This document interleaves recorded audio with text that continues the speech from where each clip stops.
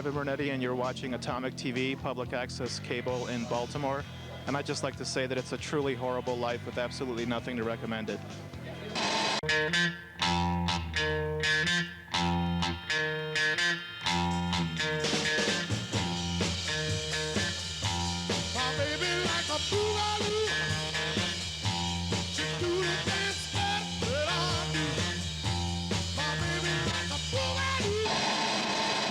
Hi, this is Tom Warner for Atomic TV. We're at the Small Press Expo in Silver Spring, and with me is one of the darkest visions, but most talented in comics today, Ivan Brunetti. How you doing, Ivan? I'm actually a fun guy in real life, so... I can sense that. Well, I'm a lot of fun today because I'm wearing a butt plug, so... He's wearing a butt plug. Now, this is a man who, my camera woman, just learned today the meaning of cornhole thanks to your comics. So you give something back to your viewership. I like to provide a public service for things like that. And my camera person, Elisa, tells me also, I'm sorry, camera creature, Elisa says her understanding of Italian is your last name means small brown things, which would explain your obsession with feces. That's right, it's a fitting name, I think, considering my ancestral history, so... Ivan, I noticed this unusual doll. It looks so much like you. Is this? It is me. That is you. Actually, the doll is more me than I am. So my soul resides in the doll. So if you burn this doll, I die. Actually. It's like a voodoo thing. Yeah. Actually, I just like to play with dolls, but I'm trying to rationalize it. Do you do a ventriloquist act? Can we like? Get him a glass? I'll have a drink milk or something, you know. Now, how did this come about? This looks like some byproduct of a major retro film about a cartoon from the 60s. Yeah, actually it's John Goodman as Fred Flintstone, which I've modified by getting kids clothes, and you can buy doll hair and doll glasses. There's actually stores devoted to that. So really? I put a lot of love into this doll. I think I've loved this doll more than any human being in my life. So I love this doll more than I love life itself. Is that right? Now, it doesn't have like a little puppet thing where you can stick your hand up its ass and love it in that way? Well, I've tried doing that, but no, it isn't built for that. But it has, if you put a battery in it, if you squeeze it, it says Fred Flintstone stuff. And I'm trying to get one of those little discs they put inside so I could have it say Ivan Brunetti stuff. So. Is there really a Valerie?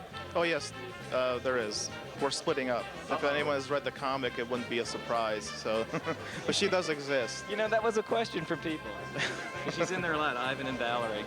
Yeah, I think she started resenting that at some point. But what can I do? I can only write about my life. I'm unable to write fiction. So.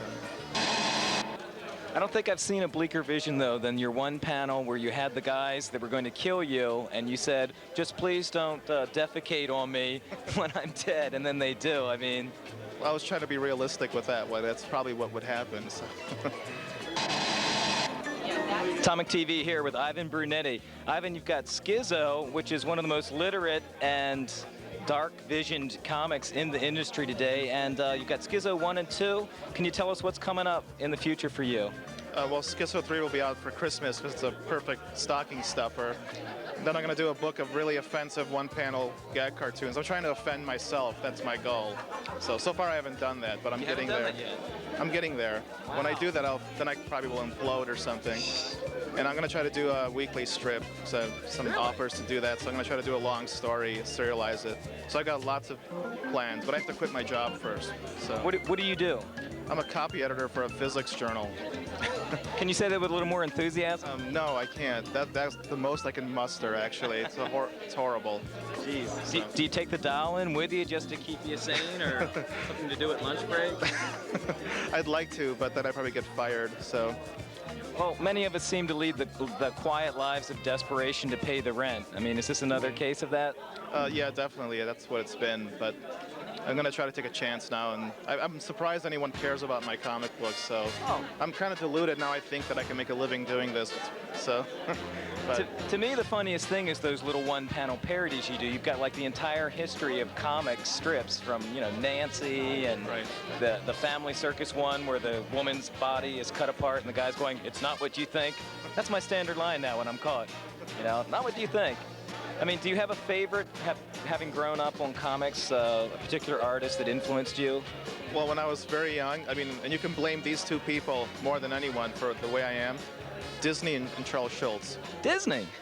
because when I grew up in Italy, and it's how people read is like Disney comics. They're really big there.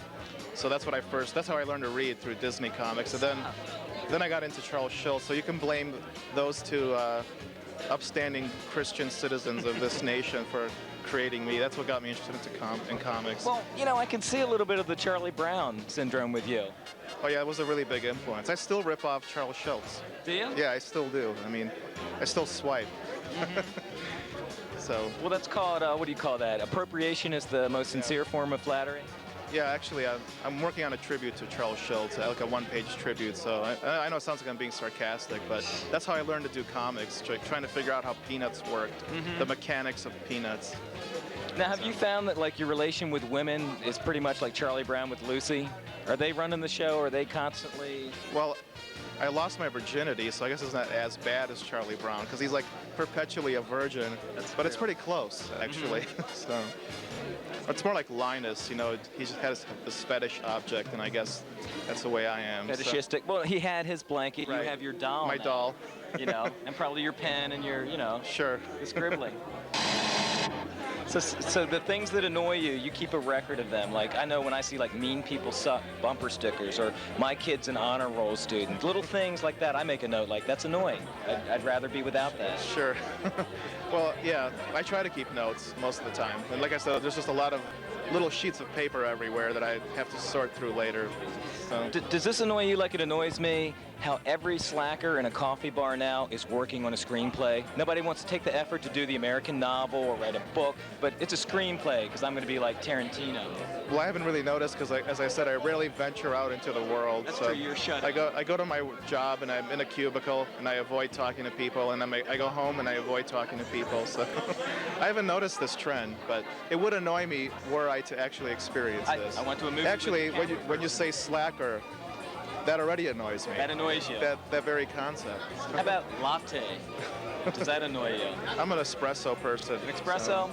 You need that speed to do those. That's what I grew up with because I'm Italian, so it's not like a trendy thing. That's just what you drink. And everything else tastes like, you know, toilet water. I'm still a Woody Allen fan. I don't know why, because he hasn't done anything of merit in the last 7 or 8 years, but, you know, that was a big... The morals of a young girl. I guess. That's actually, Woody Allen was another big influence when I was like 12 years old. That was something else that warped me, I guess.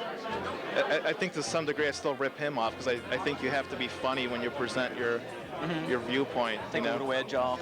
Yeah, I guess. So maybe that's a bad thing. So, and R. Crumb has been a big influence also. Those are the 4 major ones. R. Crumb. Disney, Schulz, R. Crumb, Woody Allen. The Disney Marquis de Sade, I guess. Marquis de Sade. I'll often hear from comic book store owners, and they tell me that they put my comic behind a glass case, you know, and it's locked. So I guess very few people are seeing it. I don't think it's that bad. I mean, I don't know. It's like relative. I said, to me, it's Dostoevsky with a few cuss words thrown in there and a little bit more graphic. It's the same vision of like, hey, we're human, we shit, right. You know, we die, we get diseases, you know. It's unfortunate, but we do.